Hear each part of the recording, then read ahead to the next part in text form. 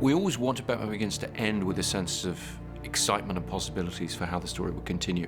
Not because we knew we were going to make a sequel, but because that was the feeling we wanted the audience to leave the theater with. Like, oh, I'd love to see more of that.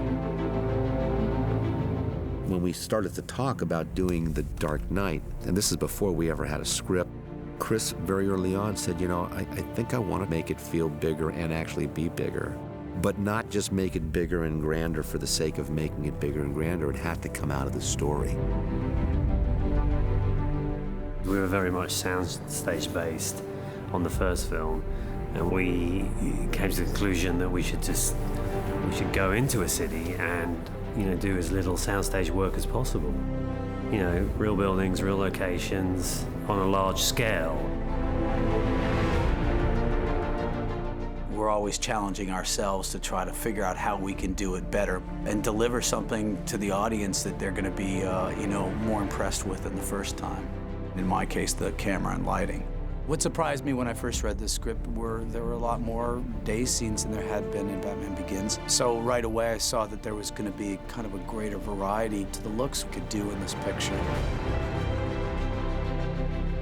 And the decision to shoot the film to a large extent with IMAX cameras came out of our desire to make this film bigger and better than the last one. This ranks as a milestone in IMAX.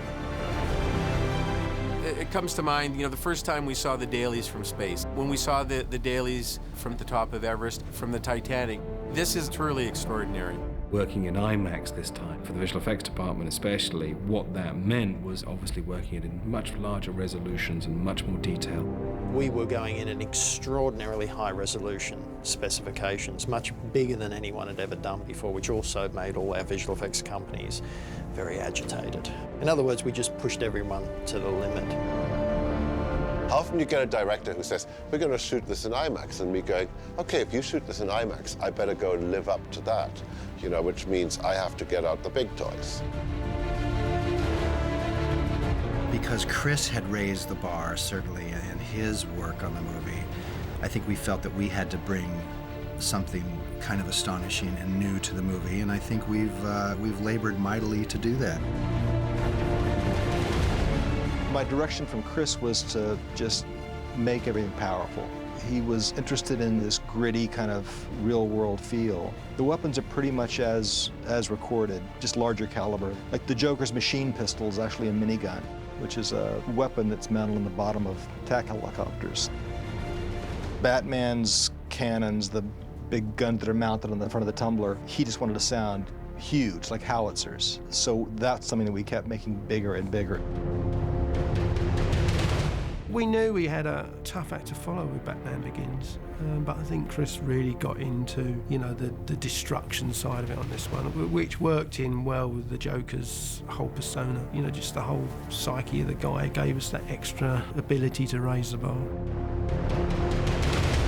We all talked about whether there was more action in this one than Batman Begins, but I think in the end there's an awful lot of action in it. And we just wanted to keep coming up with fresh ideas and keep to our modem of doing things for real whenever we could. It was a film that came out of its planning. So when it actually came to the execution, there was a degree of calmness entered. And one of the great things with the film as we worked our way along was, you know, we were doing these things once. We weren't, oh, we didn't quite get the cameras in the right, we didn't quite get that, you know, and it all stems back to Chris. He saw a different vision and a different level of everything. He sees it, and then he briefs us, and then we become part of that vision and we execute that vision. So to raise the bar, it's quite simply the director, Chris Nolan. I was fascinated by the challenge of trying to bring even more scope and even more excitement than we did in the first film. Each stage of making an enormous film like this presents its own challenges but has its own rewards. It's very exciting.